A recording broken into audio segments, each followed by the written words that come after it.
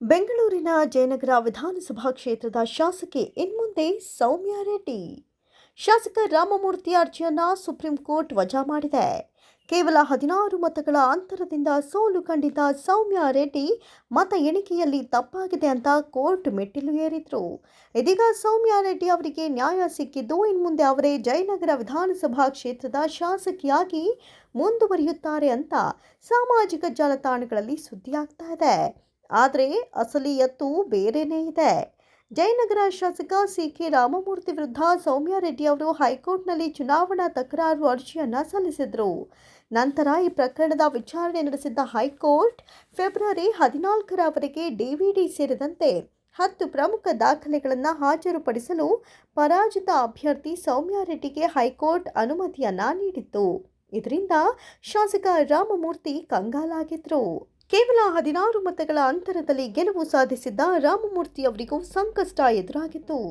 ನಂತರ ಹೈಕೋರ್ಟ್ ನೀಡಿದ್ದ ಈ ಆದೇಶ ಪ್ರಶ್ನಿಸಿ ಸಿ.ಕೆ. ರಾಮಮೂರ್ತಿ ಅವರು ಸುಪ್ರೀಂ ಕೋರ್ಟ್ ಮೊರೆ ಹೋಗಿದ್ರು. ಶಾಸಕ ರಾಮಮೂರ್ತಿ ಅವರ ಅರ್ಜಿಯ ವಿಚಾರಣೆ ನಡೆಸಿದ ಸುಪ್ರೀಂ ಕೋರ್ಟ್ ಹೈಕೋರ್ಟ್ ಆದೇಶ ಪ್ರಶ್ನಿಸಿದ್ದ ಸಿ.ಕೆ. ರಾಮಮೂರ್ತಿ ಅವರ ಅರ್ಜಿಯನ್ನು ವಜಾಗೊಳಿಸಿದೆ. ಇದರ ಅರ್ಥ ಹೈಕೋರ್ಟ್ ಸೌಮ್ಯಾ ರೆಡ್ಡಿ ಅವರ ತಕರಾರು ಅರ್ಜಿಯನ್ನು ಸ್ವೀಕರಿಸಿದ್ದು ಅದಕ್ಕೆ ಬೇಕಾದ ಸಾಕ್ಷಿಗಳಾದ ಡಿವಿಡಿ ಮತ್ತು 10 ಪ್ರಮುಖ ದಾಖಲೆಗಳನ್ನು ಕೇಳಿದೆ. ಬರುವ ದಿನಗಳಲ್ಲಿ ಇದರ ವಿಚಾರಣೆ ನಡೆಯಲಿದೆ.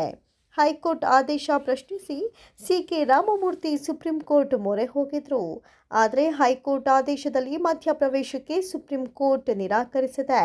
ಸೌಮ್ಯಾ ರೆಡ್ಡಿ ಸಲ್ಲಿಸಿರುವ ದಾಖಲೆಗಳಿಗೆ ಲಿಖಿತ ಹೇಳಿಕೆ ಸಲ್ಲಿಸಬಹುದು ಎಂದಿರುವ ಕೋರ್ಟ್ 3 ವಾರಗಳಲ್ಲಿ ಲಿಖಿತ ಹೇಳಿಕೆ ಸಲ್ಲಿಸಲು ಸಿ.ಕೆ. ರಾಮಮೂರ್ತಿಗೆ ಅವಕಾಶವನ್ನು ನೀಡಿದೆ. ಸುಪ್ರೀಂ ಕೋರ್ಟ್ನ ಈ ತೀರ್ಪು ಶಾಸಕ ಸಿ.ಕೆ. ರಾಮಮೂರ್ತಿ ಅವರಿಗೆ ಹಿನ್ನಡೆ ಅಂತಾನೆ ವಿಶ್ಲೇಷಿಸಲಾಗ್ತಾ ಇದೆ. ಎಲ್ಲ ವಿಚಾರಣೆಯ ನಂತರವಷ್ಟೇ ಯಾರು ಜಯನಗರದ ಶಾಸಕರಾಗಬೇಕು ಅನ್ನೋದು ನಿರ್ಧಾರವಾಗಲಿದೆ. 2023ರ ಕರ್ನಾಟಕ ವಿಧಾನಸಭೆ ಚುನಾವಣೆಯಲ್ಲಿ ಜಯನಗರ ಕ್ಷೇತ್ರದಿಂದ ಸಿ.ಕೆ. ರಾಮಮೂರ್ತಿ ಬಿಜೆಪಿ ಅಭ್ಯರ್ಥಿಯಾಗಿ ಮತ್ತು ಸೌಮ್ಯಾ ರೆಡ್ಡಿ ಕಾಂಗ್ರೆಸ್ ಅಭ್ಯರ್ಥಿಯಾಗಿ ಸ್ಪರ್ಧೆ ಮಾಡಿದ್ರು. ಭಾರೀ ಜಿದ್ದಾಜಿದ್ದಿನ ಪೈಪೋಟಿ ಇಲ್ಲಿ ನಡೆದಿತ್ತು. ಕೊನೆಯ ಕ್ಷಣದವರೆಗೂ ರೋಚಕತೆ ಕಾಯ್ದುಕೊಂಡಿತ್ತು. ಈ ಚುನಾವಣೆಯಲ್ಲಿ ಕಾಂಗ್ರೆಸ್ ಅಭ್ಯರ್ಥಿ ಸೌಮ್ಯಾ ರೆಡ್ಡಿ ಕೇವಲ 16 ಮತಗಳಿಂದ ಸೋಲು ಅನುಭವಿಸಬೇಕಾಯಿತು. ಮತಗಳ ಅಂತರ ತುಂಬಾನೇ ಕಡಿಮೆ ಇದ್ದ ಕಾರಣ ಏನೋ ಎಡವಟ್ಟಾಗಿದೆ ಅಂತ ಅಂದ್ಕೊಂಡಂತಹ ಸೌಮ್ಯಾ ರೆಡ್ಡಿ ಬೆಂಬಲಿಗರು ರೊಚ್ಚಿಗೆದ್ದಿದ್ರು. ನಂತರ ತಮ್ಮ ಪಕ್ಷದ ನಾಯಕರ ಜೊತೆಗೆ ಚರ್ಚೆ ಮಾಡಿದ ಸೌಮ್ಯಾ ರೆಡ್ಡಿ ರಾಮಮೂರ್ತಿ ಅವರ ಆಯ್ಕೆ ಪ್ರಶ್ನಿಸಿ ಹೈಕೋರ್ಟ್ ಮೆಟ್ಟಿಲೇರಿದ್ರು. ಮತ ಎಣಿಕೆ ಪ್ರಕ್ರಿಯೆಯಲ್ಲಿ ಏನೋ ವ್ಯತ್ಯಾಸವಾಗಿದೆ ಅಂತ ಸಂದೇಹ ವ್ಯಕ್ತಪಡಿಸಿದ್ರು. ಜಯನಗರ ವಿಧಾನಸಭಾ ಕ್ಷೇತ್ರದ ಫಲಿತಾಂಶ ಸಿನಿಮಾದ ಕ್ಲೈಮ್ಯಾಕ್ಸ್ನಂತೆ ಇತ್ತು. ಯಾಕಂದರೆ ಫಲಿತಾಂಶ ಪ್ರಕಟವಾದಾಗ ಮೊದಲು ಸೌಮ್ಯಾ ರೆಡ್ಡಿ ಅವರಿಗೆ ಗೆಲುವು ಒಲಿದಿತ್ತು. ಅಷ್ಟೊತ್ತಿಗೆ ಅವರ ಬೆಂಬಲಿಗರು ಪಟಾಕಿ ಹೊಡೆದು ಸಂಭ್ರಮ ಪಟ್ಟಿದ್ರು. ಆದರೆ ಅಂಚೆ ಮತಗಳ ಪುನರ್ ಪರಿಶೀಲನೆಯಲ್ಲಿ ಬಿಜೆಪಿ ಅಭ್ಯರ್ಥಿ ಹೆಚ್ಚಿನ ಮತ ಪಡೆದಿದ್ದಾರೆ ಅಂತ ಘೋಷಿಸಲಾಯಿತು. ಇಡೀ ದಿನ ಗೊಂದಲದಲ್ಲೇ ಮತ ಎಣಿಕೆ ನಡೆಯಿತು. ತಡರಾತ್ರಿ 12 ಗಂಟೆಗೆ ಈ ಕ್ಷೇತ್ರದ ಫಲಿತಾಂಶ ಪ್ರಕಟವಾಗಿತ್ತು. ಕೇವಲ 16 ಮತಗಳ ಅಂತರದಲ್ಲಿ ಸೋಲು ಕಂಡಿದ್ದ ಸೌಮ್ಯಾ ರೆಡ್ಡಿ ಅವರಿಗೆ ಸಹಜವಾಗಿಯೇ ಬೇಸರವಾಗಿತ್ತು. ವಿದ್ಯುನ್ಮಾನ ಮತಯಂತ್ರಗಳ ಮತ ಎಣಿಕೆಯಲ್ಲಿ ನಾನು ಮುನ್ನಡೆ ಸಾಧಿಸಿದ್ದೆ, ಆದರೆ ಅಂಚೆ ಮತಗಳ ಎಣಿಕೆಯಲ್ಲಿ ವ್ಯತ್ಯಾಸ ಕಂಡಿದೆ.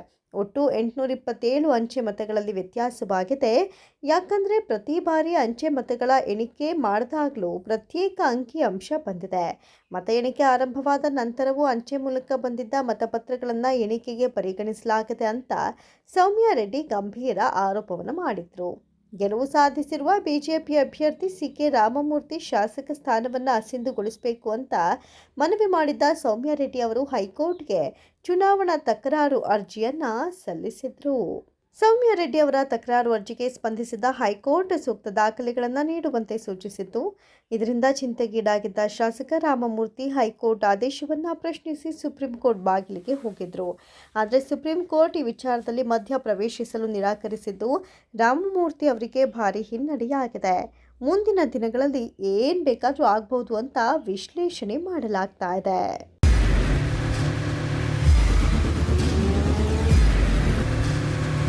ಪ್ರಜಾಮಾರ್ಗ ನ್ಯೂಸ್, ಇದು ಜನಸಾಮಾನ್ಯರ ಧ್ವನಿ.